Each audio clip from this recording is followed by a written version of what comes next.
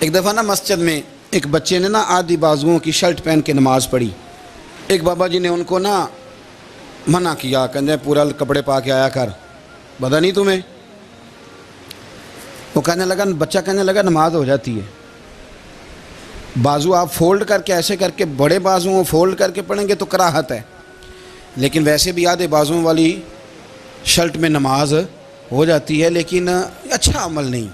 اچھا یہی ہے کہ آپ کے بازو پورے ہوں. تو بزرگ ان سے کہنے پورے کپڑے پہنو, کہنے لگا بھائی ہو جاتی ہے نماز, میں بھی تھا.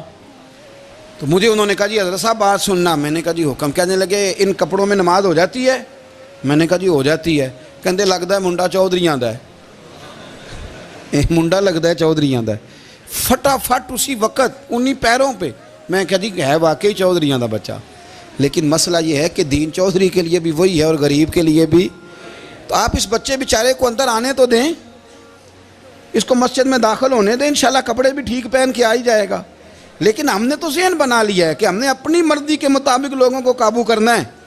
ہم لوگوں کی ذہن کے مطابق اترنے کو تیار نہیں, بس سارے میرے مطابق چلیں.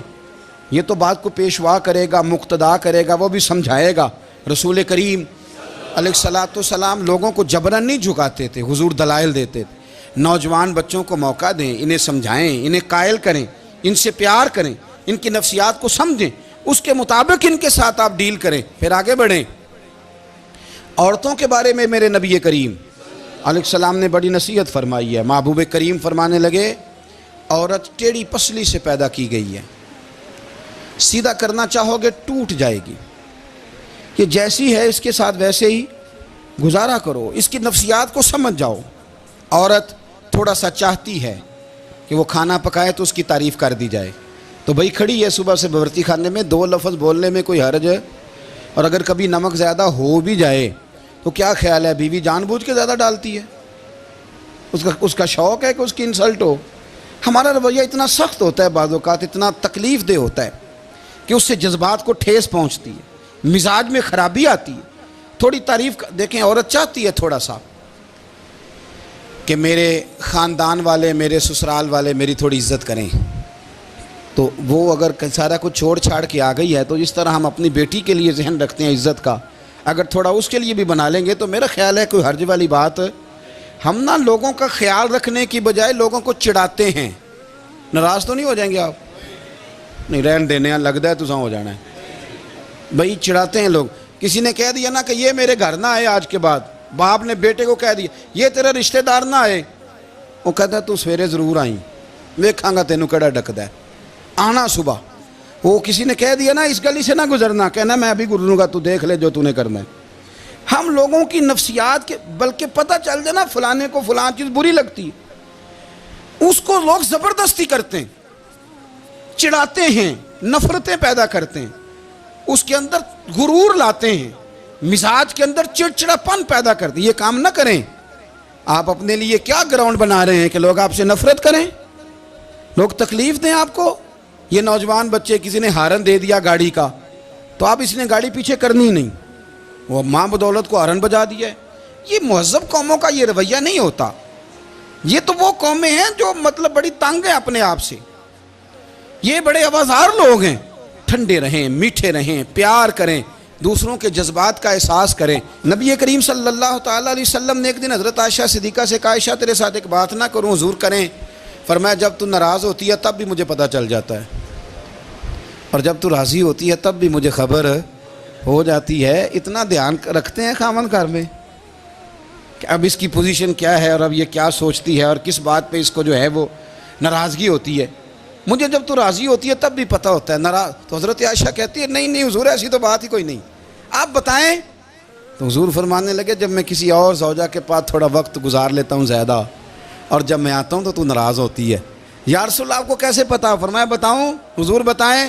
فرمایا اس وقت جب تو قسم اٹھاتی ہے تو کہتی ہے لا و رب ابراہیم, مجھے ابراہیم کے رب کی قسم. اور جب تو مجھ سے راضی ہوتی ہے تو کہتی ہے لا و رب محمد, مجھے محمد کے رب کی قسم. تو پھر حضرت ابراہیم کا نام لے لے کے حضرت عائشہ کہنے لگی محبوبہ قربان جاؤں, بات بالکل ٹھیک ہے. ایسے ہی ہے یا رسول اللہ, بالکل ایسے ہی ہے. جب تھوڑی خفگی ہوتی ہے تو میں یہ کام, تو حضور تو لوگوں کے مزاج کا خیال کرتے تھے. نبی کریم کو تو پتہ ہوتا تھا، لیکن ماں بدولت کہتے ہیں سارے میری مرضی کے مطابق چلیں۔ ہاں میں نے زندگی میں یہ تجربہ بھی کیا ہے کہ آپ لوگوں کا خیال رکھنے لگ جاتے ہیں تو لوگ خراب بھی ہو جاتے ہیں، اس میں کوئی شک نہیں۔ وہ سمجھتے ہیں شاید میری ضرورت بڑی ہے، نہ یہ بات نہیں بھائی، بات کچھ اور ہے۔ حضور رحمت للعالمین ہے نا، تو کافر ہے یا منافق ہے، حضور کی تو ڈیوٹی ہے پیار کرنا، لیکن کافر کو تو چاہیے نا کلمہ پڑھے، منافق کو تو چاہیے نا مومن بنے۔ او بھائی میں نے کہا وہ بزرگ ہیں، ان کی ذمہ داری ہی پیار کرنا ہے، وہ جو بھی جائے گا اس سے۔ لیکن تو بتا تو نے پیار میں سے سیکھا کیا ہے، لیا کیا ہے، تیرے اوپر اثر کیا ہے؟ پیار کرنا، شفقت کرنا اور ہے، یہ جملہ میرا یاد رکھنا، پیار کرنا کسی سے اور ہے اور اس سے راضی رہنا یہ بات اور ہے۔ کسی پر شفقت کرنا اور ہے اور اس بندے سے راضی رہنا، یہ آپ دیکھیں کہ وہ راضی ہے آپ سے کہ نہیں، کہ خالی پیار ہے، خالی شفقت ہے۔ شفقت تو مجبوری ہے کرنی ہے۔ تو میرے عزیز یاد رکھیں، نبی کریم تھوڑا تھوڑا خیال کرتے، دیکھتے بندہ اس کے مزاج کے مطابق، دیہاتی آتا تو حضور اس کا بھی خیال کرتے۔ حضرت ظاہر دیہاتی تھے، وہ آتے تھے ترکاریاں لے کے گاؤں سے، نبی کریم صلی اللہ علیہ وسلم پیار کرتے تھے، وہ کئی دفعہ عجیب و غریب باتیں بھی کرتے تھے، حضور محبت سے پیش آتے تھے۔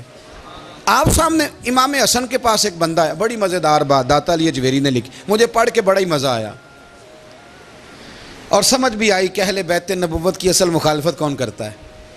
ایک شخص آیا تو اس نے آ کے نا معاذ اللہ حضرت مولا علی شیر خدا کو، معاذ اللہ ثم معاذ اللہ، امام حسن کے والد کو برا بھلا کہا، پھر امام حسن کو کہا، وہ برا بھلا کہتا جا رہا ہے، امام حسن مسکراتے جا رہے ہیں، ہنستے جا رہے ہیں۔ انجوائے کرنے کا آپ کا موڈ بن جائے تو سب کچھ انجوائے ہو سکتا ہے، لیکن اگر آپ نے مرچیں دانتوں کے نیچے رکھ کے اچھی طرح چبا لی ہوں اور کانوں سے بھی دھواں نکل رہا ہو تو پھر تو بھائی کوئی چیز بھی انجوائے نہیں ہوتی۔ پھر تو قصور یہ ہے کہ مرچیں نہیں چبانی تھی، آپ نے اپنا مزاج خود بڑا کڑوا کر لیا ہے، وہ کیسے کام چلے گا؟ وہ آیا تو اس نے آ کے نا امام حسن کو، آپ کے والد کو معاذ اللہ ثم معاذ اللہ نقل کفر نہ باشد برا بھلا کہا۔ وہ کہتا جا رہا ہے، امام صاحب ہنستے جا رہے ہیں۔ جب وہ تھک گیا تو امام حسن فرمانے لگے روٹی کھانی ہے؟ بھوک تو نہیں لگی ہوئی؟ کہنے لگا بڑی لگی ہوئی ہے۔ فرمانے لگے اس کو روٹی کھلاؤ، اس کو روٹی کھلائی، فرمایا تیرا حال؟ کہنے لگا بڑا غریب ہوں۔ ایک پیالے میں چاندی بھر کے امام حسن نے اسے دی، اور جب اس کو دے دی نا تو غور سے چہرہ دیکھنے لگا، کہنے لگا آپ کا حلم دیکھ کے، سخاوت دیکھ کے مجھے یقین آ گیا ہے کہ آپ واقعی خون رسول ہیں۔ امام صاحب فرمانے لگے یہ بیچارہ اصل میں تنگ ہے اپنی زندگی سے، اصل اس کا حال کوئی نہیں، تو میرے ساتھ یہ حرکتیں کر رہا ہے۔ تو یہ آپ سمجھیں اس بات کو، کچھ لوگ بیچارے ویسے ہی تنگ ہوتے ہیں، پریشان ہوتے ہیں، ویسے ہی بلا وجہ معاملہ ہی کوئی نہیں۔ امام حسن رضی اللہ تعالیٰ عنہ نے ہمیں سبق دیا ہے۔ وہ علامہ اقبال کہتے ہیں کہ ایک مولانا نا میرے سامنے نا ایک بھوکے آدمی کو سامنے بٹھا کے تو حدیث پاک کا درس دے رہے تھے، وہ بندے کو بھوک بڑی لگی ہوئی تھی، وہ درس دیتا جا رہا ہے۔ تو اقبال کہتے ہیں میں نے اسے کہا کہ فاقہ کش کو درس شریعت سے کیا غرض، اس کے شکم کی آگ کو تو روٹی چاہیے، وہیں اسے روٹی کھلا، اسے تیری کوئی سمجھ نہیں آ رہی، تو بھوک لگی ہوئی ہے، پہلے کھانا کھلا لے پھر ذرا اس کے ہوش ٹھکانے آئیں گے، پھر اسے دین کی بات بتانا۔ ہم لوگوں کا ذہن نہیں سمجھتے کہ بندہ کس قسم کا ہے۔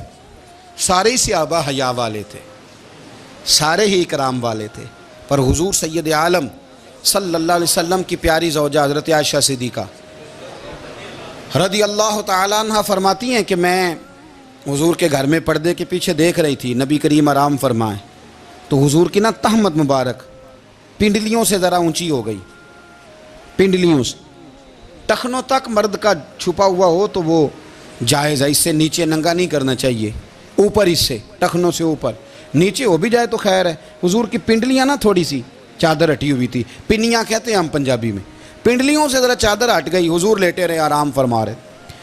فرماتی ہیں باہر دستک ہوئی، حضور نے فرمایا کون ہے؟ عرض کی ابو بکر صدیق ہوں یا رسول اللہ، اجازت ہو تو حاضر ہو جاؤں؟ حضور نے فرمایا آ جاؤ۔ کہتے ہیں حضور لیٹے رہے، حضرت ابو بکر آئے، بات چیت ہونے لگی، تھوڑی دیر کے بعد پھر دستک ہوئی، کون ہے دروازے پہ؟ یا رسول اللہ عمر بن خطاب ہوں۔ فرمایا آ جاؤ، آ گئے، بات چیت ہوتی رہی، تھوڑی دیر کے بعد عثمان غنی آئے، یا رسول اللہ آ جاؤں؟ فرمایا عثمان ذرا ٹھہر۔ حضرت عثمان ٹھہر گئے، نبی کریم اٹھ کے بیٹھے، چادر مبارک پنڈلیوں کے گرد لپیٹی، اپنے کرتے کو سیدھا فرمایا، کہا عثمان آ جاؤ. تو عثمان آئے، بات چیت ہوئی، چلے گئے. سیدہ کہتی ہے میں نے پوچھا یا رسول اللہ عثمان تو بڑی ٹھنڈی طبیعت کا بندہ ہے، وہ تو بڑا میٹھا آدمی ہے حضور، کوئی جاہو جلال نہیں، کوئی بات نہیں، کوئی، وہ تو بڑا پیارا ہے. عمر آئے تو آپ لیٹے رہے، ابو بکر آئے تو آپ لیٹے رہے، تو عثمان، حضور فرمانے لگے عائشہ عثمان سے تو فرشتے بھی حیا کرتے، عثمان سے تو فرشتے بھی حیا کرتے، تو میں نہ حیا کروں؟ آپ اس بات کو سمجھیں، غور کریں کہ اگر ان کی طبیعت اس طرح کی ہے کہ وہ کہتے ہیں کہ وجود زیادہ چھپا ہوا ہونا چاہیے، تو نبی پاک نے ان کی طبیعت کا خیال کیا ہے، حضور نے ان کے مزاج کا. تو آپ کو نہیں پتا کہ ابا جی آپ کے کیا سوچتے ہیں، کیا چاہتے ہیں؟ آپ کو نہیں پتا آپ کے استاد کا مزاج کیا ہے؟ آپ کو نہیں پتا آپ کے مرشد کامل کی طبیعت کس طرح کی ہے؟ وہ کن باتوں میں راضی ہوتے ہیں، کن میں ناراض ہوتے ہیں؟ ہمیں سارا پتہ ہوتا ہے، لیکن ہم چاہتے ہی نہیں صحیح کرنا معاملات کو. ہم اپنے وجود پر تھوڑا سا بوجھ ڈالنا ہی نہیں چاہتے، اپنی طبیعت کو تھوڑا سا تکلیف دینا ہی نہیں چاہتے.